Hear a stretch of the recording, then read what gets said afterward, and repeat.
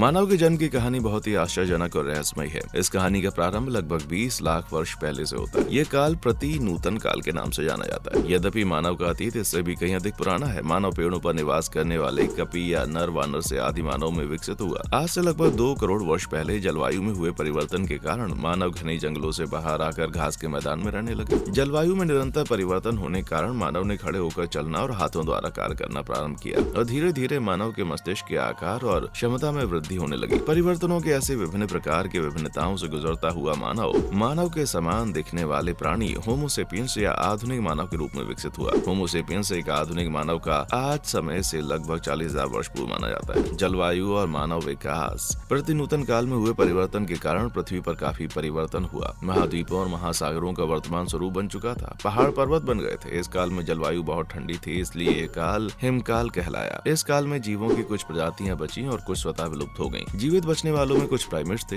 मानव भी उन्हीं में से एक स्तनपायी जाति का प्राइमेट था, जिसके अंतर्गत जीवित वानरानर थे। मानव विकास एवं सभ्यता में प्रकाश की भूमिका। लगभग 5 लाख साल पहले पृथ्वी पर मनुष्य का प्रादुर्भाव शुरू हुआ। मनुष्य ने अपनी शारीरिक कमजोरी को अपने मस्तिष्क एवं बुद्धि से दूर किया। जंगलों में रहने के लिए गुफाओं का निर्माण, मांसाहारी शक्तिशाली पशुओं से अपनी सुरक्षा एवं सामाजिक विकास को गति देने के किस तरह प्रकाश का सहारा मनुष्य ने लिया होगा, इसकी कहानी एवं ऐतिहासिक पृष्ठभूमि बहुत ही रोमांचकारी है। 4 लाख साल पहले मनुष्य को अग्नि, जो कि प्रकाश का मुख्य स्रोत है एवं जो दैनिक एवं जीवन में उसके विकास क्रम को गति देने वाला घटक है, प्राप्त हुआ। 4 लाख साल पहले अंतरिक्षीय प्रक्रिया से बिजली गिरकर अग्नि उत्पन्न हुई होगी, या वृक्षों की डालियों के आपसी टकराव से या पत्थरों के घर्षण से अग्नि की उत्पत्ति मनुष्य के सामने हुई। इस तरह से अग्नि की प्राप्ति मनुष्य के सामाजिक विकास की रीढ़ बन गई। एक किंवदंती प्रचलित है कि ग्रीक देवता प्रोमेथियस ने ओलंपस से अग्नि चुराकर मनुष्य को भेंट की। जलती हुई मशाल एवं अलाव का प्रयोग प्रारंभिक मनुष्य ने कृत्रिम रोशनी के लिए किया होगा। 4 लाख साल पहले पैकिंग मनुष्य ने अग्नि का प्रयोग गुफाओं में शुरू कर दिया। गुफाओं में अंधेरे से निजात एवं जंगली जानवरों से सुरक्षा शायद अग्नि का प्रथम प्रयोग रहा होगा। मशाल पहला वहनीय प्रकाश स्रोत माना जा सकता है। सर्वप्रथम लकड़ियों को इकट्ठा करके मशाल का रूप दिया होगा। इस तरह से आग पर नियंत्रण करके मनुष्य सभ्यता के रास्ते पर आगे बढ़ा होगा। प्रकाश ने ही प्रारंभिक मानव को इकट्ठा कर समूह निर्माण को प्रेरित किया होगा, जो कालांतर में कबीले एवं परिवार की सामाजिक रचना का माध्यम बना होगा। जिस समूह का प्रकाश पर जितना नियंत्रण होगा, वो समूह उतना ताकतवर एवं श्रेष्ठ माना गया होगा। इस तरह से मनुष्य के सामाजिक विकास एवं विस्तार का क्रम शुरू हुआ होगा। शारीरिक परिवर्तन। पेड़ों पर रहने वाले वानर से धीरे धीरे विकसित होता हुआ आदि मानव अधिकतम मानव के स्वरूप में पहुंचा। इस विकास क्रम में लाखों वर्षों का समय लगा। जलवायु परिवर्तन होने से ये वानर पेड़ों को छोड़कर उत्तरी मैदानों में जा बसे। विकास की क्रमिक प्रक्रिया में 2 पैरों पर खड़े होकर चलने की क्षमता आ जाने से हाथ बच्चों या चीजों को उठाने के लिए मुक्त हो गए। जैसे जैसे हाथों का इस्तेमाल हुआ, वैसे वैसे मानव को पैरों पर खड़े होकर चलने की कुशलता आ गई और अब वो खड़े होकर सभी दिशाओं में आ जा सकता था और खुद की खतरनाक चीजों से रक्षा करने में सक्षम हो गया। मानव की बोलने की शक्ति। ज्ञान के निरंतर संचय तथा संचार से ही मनुष्य सांस्कृतिक प्रगति करता है। बोलने की क्षमता मानव की अद्भुत विशेषता है, जो संचार प्रक्रिया को संभव बनाती है। बोलने की क्षमता उच्च बुद्धि की परिचायक होती है, जिससे अभिव्यक्ति के लिए विचार उत्पन्न होते हैं। ऐसी ऊंची बुद्धि केवल मानव प्राणियों के पास ही है। औजार निर्माण का संबंध बुद्धि से भी है। इस प्रकार ये एक विशिष्ट मानवीय क्रिया है। लगातार अच्छे तेज घातक हथियार व औजार बनाकर मानव अपने पर्यावरण व अन्य जीवों पर अपनी श्रेष्ठता स्थापित करता है। मानव की विभिन्न प्रजातियां। आधुनिक मानव के पूर्वजों के विकास के क्रम को समझने के लिए अस्थि विशेष या जीवाश्म विशेष रूप से सहायक है। इन जीवाश्मों से ज्ञात होता है कि प्रारंभिक मानव के समान प्राणी